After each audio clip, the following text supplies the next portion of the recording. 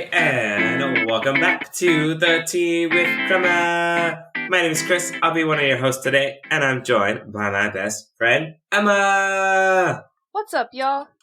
Today, we are bringing you an extra special episode that is still low-key continuing with our theme of reflective episodes. I'm just saying, I know you thought we were done, but we got one more for you, and it has to do with looking at the year 2023 from a different set of lenses, if you will, astrological set of lenses.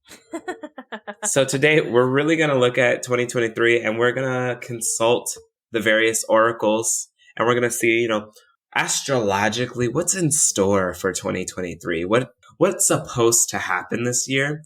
And then, we'll see. Think as the year's going on, okay, is this in line with what we said we wanted to happen via our vision boards? And then at the end, we'll kind of look back and be like, was this fact or was this fiction? Were the stars aligned or were the stars, just making up things? We don't know. Sometimes it just be working. The universe works in mysterious ways, as I like to say. But we're going to find out if people actually can read the universe or if it's truly just chaotic. So that's our intent today. But before we begin, we do have our tea check. So Emma, what tea did you bring today? I brought an oldie, but a goodie. It's an Ahmad tea from London. It's a black tea. It's a peach and passion fruit. It's always a really good solid one. I still had some more packets left, so I was like, let me drink that up. And yeah, it's always a good one. What are you drinking today? Today, I have a tea called The Big Chill by Cup and Kettle, and it is an organic hibiscus, peppermint, lavender, licorice root, and chamomile tea. I'm getting a lot more of the hibiscus, but, I've said before, I really think hibiscus tends to overpower everything. So it is a very, hibiscus forward tea. But I do think in this case, especially the peppermint and the chamomile also do really help. So when it calls itself the chill, it does I'm feeling it. I'm like, okay, I'm relaxed. I feel this. So ultimately, I would still give this one 4 out of 5 stars. Very nice. I was thinking when it said chill and then you said spearmint, I was thinking it was it feels chilled in your throat. It's minty and it has that I feel like even chamomile kind of does that to me too. I feel it in the back of my throat before I yeah. I don't think the mint is forward enough for that, but it's not bad though. It is, I think it's more chill as in relaxing. It does say it's a potential summertime iced tea, which I could totally see. Ooh. Like an evening iced tea after a barbecue. When it's hot AF in Texas, when it's humid. Yeah, that'd be a good one. I could do this. So solid 4.5 out of 5 stars. Would definitely recommend to a friend. That's our tea with the Tea with Crema. Thank you for coming to the episode. Emma, where can people find the No, I'm just kidding. You can find our podcast on. Just kidding. So we're getting started with our astrological predictions for the year 2023. Generally speaking, I only know of one astrological practice, and that is related to the good old-fashioned 12 that with the Scorpio and the Gemini and the Leo, and there's some other ones. Are there only 12? Yes, there's only 12, although some people are saying that there might need to be a realignment to include 13, which is the sign of Fuchsius. I think that's how you say that name. But I promise y'all, I just dabble in things. I did not know that because I'm obsessed with astrology. I just know that because I love accumulating random facts. So that's why I know that. But yes, at present, there are 12 in the classic tradition of, or as I know it, the classic tradition of astrological predictions and practices. But it sounds like we are doing more than just this system. Okay, so we're going to look at our Chinese zodiac, our Western astrology, and then we are also going to look at our life path number, which is a subset of numerology. So it's not like the numerology that there is out there. Those are the 3 that we are looking at today. Which of those 3 are your fancy? And we'll start with that one. I forgot about the Chinese zodiac. I remember it, as soon as it was mentioned, I was like, yes, 1994, the year of the dog. And my numerology thing, it has to do with moving numbers and doing addition. Yes. And then obviously being born in early November, that would make me a Scorpio. However, I will say I've done a full birth chart. So in case anyone really wants to know, I am a Scorpio sun sign, a Scorpio moon sign, and a Gemini ascendant. That's as many of the signs as I remember. It is a very Scorpio heavy overall chart for me. Which just makes so much sense if you know Christopher. Like, that's that whole star sign. I actually don't know my full birth chart by heart. I have to look it up right now. But I am an Aries. That is my sun sign. Oh, I'm a Gemini moon and a Leo ascending. And if you know Emma and you know astrology, you know that probably makes total sense. It does not. And if you're like me and you're like, I've never heard of any of these things, you're probably like, Emma, that's you. That's you. That be you. Yes. So we're going to talk about all three of those today and our predictions for that. So let's start with our Chinese zodiacs. Sure. I think the Chinese zodiacs is a little bit easier because it is because it's based on like your year versus like the other ones are based in your birthday and based in... They get very specific. Yeah. Because we are both born in the same year, we are the year of the dog, but with Chinese zodiacs, they are also elemental as well. So you could be a wood, fire, earth, metal, or water. And this is just based in Chinese philosophy. So you and I are a wood dog. Fun fact. And so some characteristics of the wood dog, if you're not familiar, is that we are honest, reliable, and polite. And we try our best to repay the care and help from others, but we also have a very strong sense of justice. So when we encounter something that is unfair, we will protest very loudly. And some people say that wood dogs are thought of as too outspoken and uptight because they tend to hold on to like small things. According to the ChineseZodiac.org, thank you, ChineseZodiac.org, I also looked up other things too, but this one seemed to have it the most organized in the way that I could read it very well. A lot of times with these predictions, what they'll do is they'll predict in 4 of the major categories. So they'll usually predict in health, wealth, but sometimes wealth and career are together, but sometimes they separate them. So health, wealth, career, and then relationships and love. And so that's kind of where we're going to be looking at with these predictions. So we made our predictions, or we made our goals for what we want to do this year, but we're also looking at the astrological predictions as well. So what do you want to hear being predicted first, Chris? Health, wealth, career, or relationships? Let's go with health. That seems easy. I want to stay healthy, so hopefully. Good. I'm glad to hear that. So, the wood dog this year has a year of good health and well-being. It says that they are predicting that there will be opportunities for self-improvement and personal growth. So, our prediction for this, or our tips for this year to like really hone in on this year being a year of good health and well-being, is that they said that this might be a year to try new hobbies that will help reduce stress, improve mood, and boost health. So like that should be your focus while you're looking at these like self-improvement and personal growth goals. So they actually even mentioned like yoga, meditation, and Tai Chi, which was funny because you and I both put like meditation and yoga in our vision boards. So I thought that that was like very in line. I was like, oh, okay, very cool. But their number one tip for our health this year is to take care of ourselves and then embrace new opportunities for self-improvement. Well, alrighty then. Don't mind if I do. In terms of wealth and career, they said that this was a year of financial growth and abundance. So this is like a year for us to earn money more efficiently. And there will also be new collaboration offers and partnerships. So I think this is the year that Tea with Karma finally gets our Target sponsorship at Target. This is it. It's happening. 2023. At McDonald's. At everyone that we go to. Please sponsor us.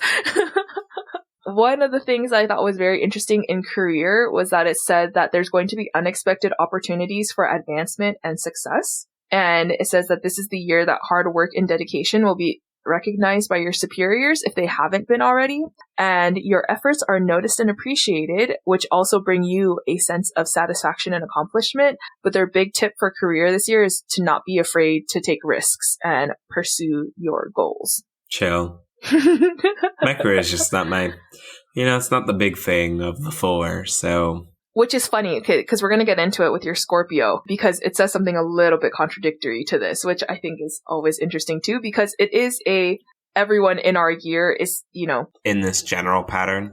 Yeah, in this general pattern. But then, there's also like your like specific astrological signs, which then say certain things as well. So it says for relationships, which I thought was really funny because they divided this into seasons. So they said that for relationships in the first few months of the year, there's going to be exciting developments and there may be an opportunity to be asked to make a long-term commitment or promises.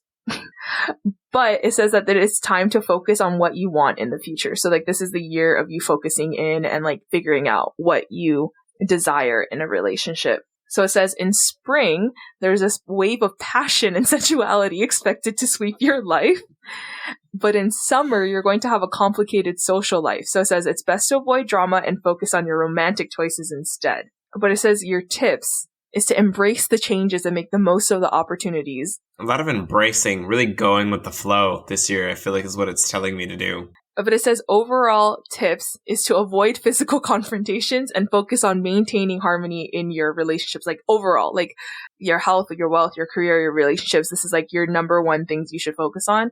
And then it's essential to believe in your luck and to stay positive, even in the face of challenges. Cool. This was easy. That was okay. Those are things I can remember to do. Also, they're very much in line with like my vision board personally. So yeah, exactly. That's what I kept thinking as I was reading it. I was like, wow, that's like so interesting how we envisioned these things and we made these goals. And then, this astrological prediction made it seem like, okay, like it's going to be an easy year for you to do that. Mm-hmm. But apparently you said that that's about where all of the nice, fun, fluffy stuff ends is with the Chinese zodiac. So yes.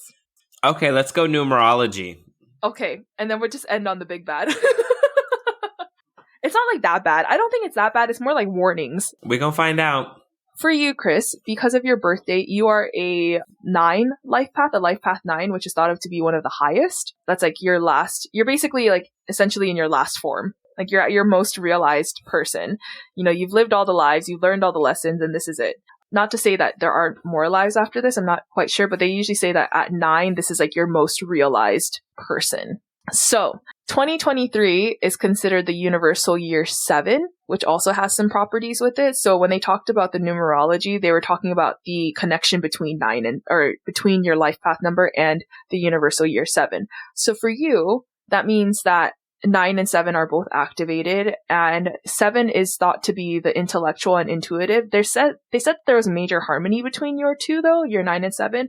But it's because they are like very cohesive together. So 7 is the intellectual and intuitive, and then 9 is your wild child and spiritual warrior. So them coming together will like bring harmony. It says that you're going to be offered opportunities that are going to defy explanation. So it's just kind of like things are going to happen and there's going to be no other reason for it or no other like explanation for it other than like it's universally supposed to happen. So that could be good.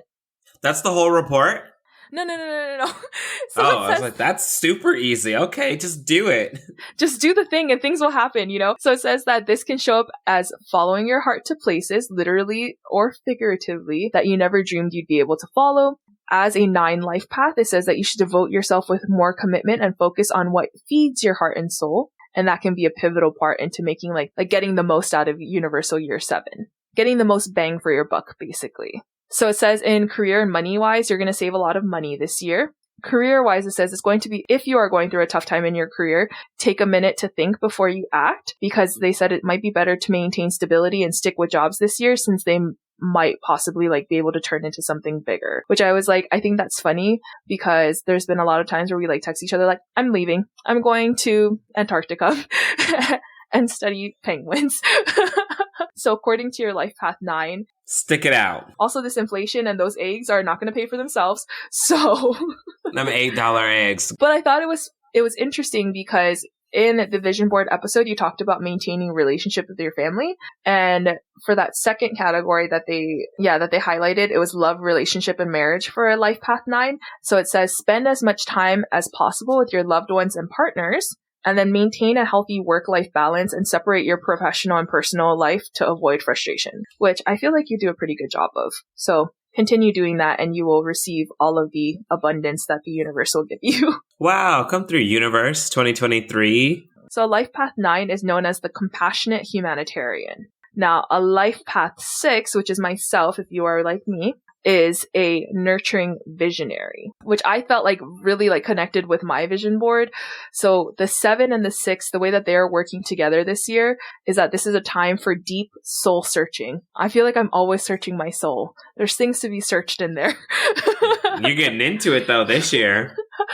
It says energy of 7 is going to open doors to some long-held issues, patterns, and dynamics that you want to keep, but it also is going to place a spotlight on those things that you might want to evaluate/discard. So I thought that was interesting. It says that it's the perfect time to sit down and hash out some intentions, ideas, goals, and visions for your future. Because like with both of these energies working together, this is a time to like figure out where the future is going. This is the time for you to look for and investigate for long-term answers to your questions rather than just like the band-aid fix.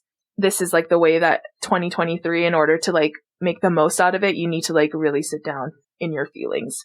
And then career and money wise, so life path 6ers like myself, if you're making decisions, do it with careful planning because then everything else will work out. And it's not recommended to change jobs because it may result in difficulties and hardships. So it says best to stay with the same company if you're currently like a company 6er, which I feel like that's like corporate America. Are they out here on these life? Are they sponsoring this article? Because I'm just saying there's been a lot of quitting in the news lately. So now I'm like, are we sponsoring these websites so that they'll say, stay in your job, everybody? It will be okay. Liars. It is not. Capitalism. Eat the rich. Anyway, next, it says for love, relationship, and marriages. So I was looking a lot as like a married person. Like what do they predict is going to happen? So it says married couples. It says they are advised not to bring professional life stress to home because an unhealthy work-life balance will bring personal problems, which I feel like that's just good advice. That compartmentalization is real. You know, I think that that's just like solid advice. It says you should maximize time with each other and then take some vacations or go on dates. The one thing that I did like was that it said relationships should come before money. That's interesting to me. Interesting. So just prepare yourselves for some financial based discussions this year. So overall, it sounds like you gotta you're sitting in your everything this year. You're really sitting in it, and I'm embracing. Yeah, it looks like, you're being very like, I'm going to take it as it is. And mine is like, oh, I need to figure my out. Personal things out. Okay, that was easy. This next one is going to be back to those 4 categories though. So love, wealth, career, and health. Now, this is the Western astrology. So this is like the zodiac that most people know, like their sun signs. You're born between a different date, and that's kind of like where you fall. So I'm an Aries, and I'm an April Aries, and Chris is a November Scorpio, which some people like also make the differentiation between that. They're like, oh, are you a March Aries or an April Aries? And I'm like, oh, I'm an April Aries. And they're like, oh, that explains a lot too. I guess like something about the cosmos shift between the two. And I'm like, I don't know what that means, but okay. If you say so. So, which one would you like to hear about first? Your love, your wealth, your career, or your health? Let's get rid of career. Okay, career, get it out. Now, this one was a very specific website. So thank you to astrotalk.com. It was giving like specific like quarters of the year. So we'll see how true any of that comes. So it says, in your career, in the first quarter of the year, it's going to ask you to test your patience in your career. Well... But it did, it said in the second half of the year, so the 3rd and 4th quarter, if you are trying to get another job somewhere, you will be successful, which is funny because your life number said to stay and your Chinese zodiac said embrace and do all the things. So I'm just saying that if you're trying to look for another job in the second half of the year, it says you will be successful. But it says that you need more concentration and focus in this area because other things may distract you and then you might feel devoid of energy. So it sounds very, if I'm gonna be focused on career, be focused on career. Don't like half do it. Yeah, you gotta full do it, not half do it. Exactly. Now what do you want? Love, wealth, or health? Let's get wealth out of the way. Okay, money. It says mild warning financially. It sounds ominous. It says your plans and ideas regarding finances and money might not go as planned, which I feel like as a warning, does that mean I'm just going to be richer now? Or am I Honestly. supposed to, like, you know, like I would take it both ways. Like, okay, does that mean like, yeah, I don't know. So that's what it said. There's a mild warning. It says in the first quarter of the year, it's asking you to do a financial pause, whatever that means. But it did say to make big money investments in the second half of the year. So and it says your financial situation will improve in the second half. How nice. So like pausing in spending in the first half and then big money moves in the second half, because I'm assuming because you have done the thing, like because you have done the big pause. You've recalibrated. Yeah, it's like you're taking that now into the second half of the year. Makes sense. Okay. Love or health? Let's go with health. And I hope there's no mild warnings ahead or severe warnings. Just no warnings. It actually says like your health will remain satisfactory. So it says that you'll have a strong immunity to fight against diseases and also enjoy relaxation time, which sounds like pretty promising. It says your health will remain satisfactory. And then in the second quarter of the year, so second quarter is April to June, it says that you will improve your daily routines. Oh, cool. So I'll start working out then. So start working out in April is what I'm hearing. That's what I'm hearing. Sounds great. But it says for health that one of your biggest like warnings is to stop yourself from being a workaholic, because this will degrade your health. So make sure to take breaks from time to time. Duly noted. Don't have to tell me twice. Now for the fun part, the love. Save the best for last. The best for last. It says that this year is actually full of love and romance for Scorpio. But single Scorpios beware. It says some warning. Mercury, Mercury being retrograde and doing those things. It says Mercury will impact your communication sector, and so sometimes it might bring unnecessary troubles and problems. Overall, pretty good though. Yeah. Warning to single people that like communication issues might arise. It says keep calm and be optimistic, even if finding a partner is difficult and troublesome. So even if like looking for a partner, it seems difficult, just like be calm, be optimistic, like embrace it again, right? That wasn't too bad. If you're an Aries people stand up, best month of the year, best zodiac of the year in 2023, Aries. We'll go in the same order that Chris had. Career-wise, it says to support your professional desires this year and pursue your passions. It also says to be attentive and take a positive approach at the workplace, and things will line up. Again, this sounds like this was made by a corporate America person. Like, why are you telling me to just suck it up? I don't know. Besides the point. Next, wealth, which I thought was very funny and very on brand. It says don't overspend on luxuries. Why do y'all not want me to win? Is what I want to know.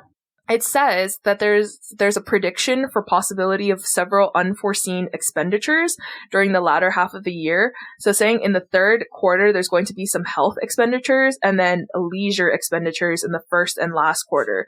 So what it sounds like is I'm going to be on the plane first and last quarter. I'm traveling. I'm out here fulfilling the vision board. But it says that business and job earnings are going to remain stable. So I need to think about diversifying my investments because I am staying in the same tax bracket, it seems like. The health, it says that needs to be my key area of focus this year. So yours was more career wise was your big one. My key area this year is health, particularly in the second quarter of the year. And it says that the more you focus on your health, the more you will save money. So, if I'm focused on my health, then I won't have to go to the doctor, XYZ thing.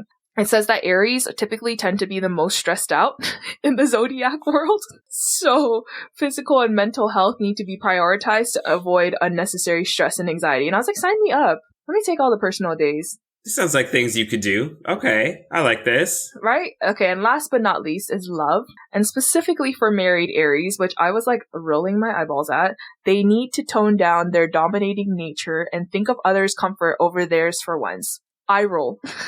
Oh my gosh. This article came for you. I am the princess in my relationship and my husband knows it, and that is okay. We have come to the conclusion that there are certain things that need to happen.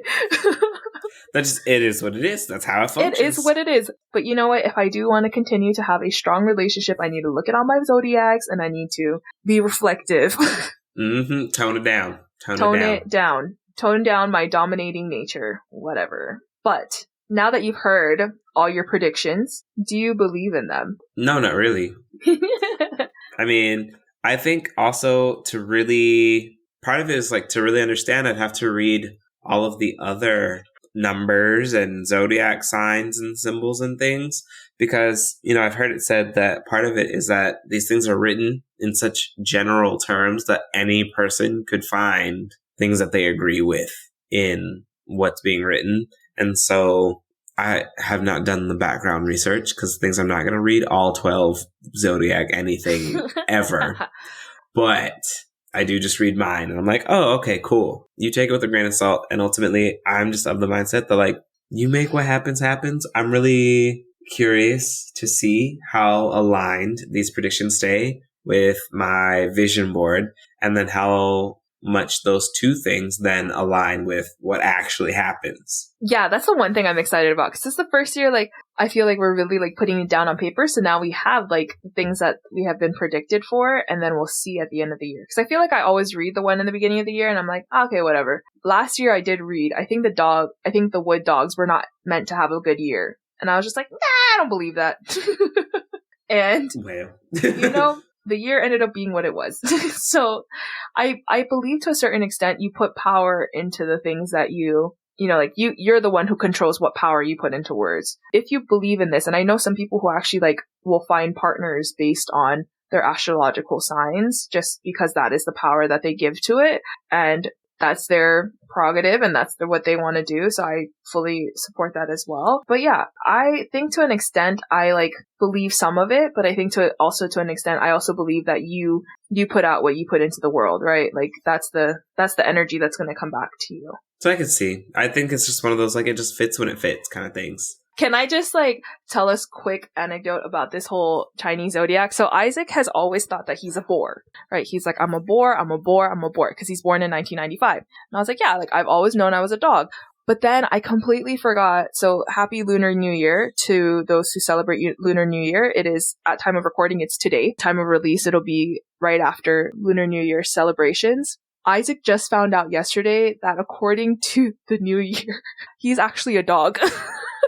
Because the Lunar New Year does not start till February in a lot of times. So it's usually like the last week of January. So the following year, last week of January. Isaac's birthday starts in the beginning of January. So he found out that according to that zodiac calculation, he's actually also a dog.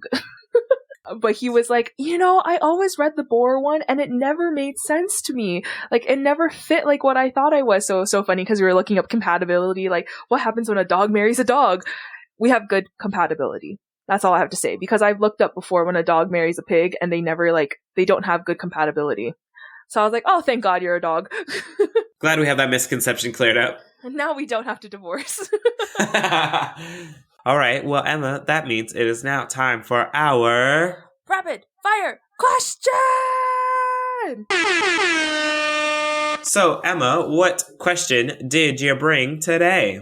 What is the best age to be? Whether you've been it already or have not. The best age? Yes. 23. When you're 23. Almost. It almost fit in that song. But yeah, I would say 23. Oh, really? Mm-hmm. I would say 35. I haven't been 35 yet, but I can imagine that it's going to be great. I'm already just like projecting 35 is going to be a great year. I just like the sprightly energy of 23. You know what though? I do like that at 23, you could like go out all night and still function as a human the next morning. I miss that. Somehow all the pieces just laid themselves out perfectly. You were running on 5 hours of sleep and coffee. Not even 5 hours, sometimes 2 hours of sleep and coffee. And just doing it. And it just worked. And you looked fantastic, you know? Like your knees still worked, your back didn't creak. Oh, I miss my 23-year-old knees. What's your question?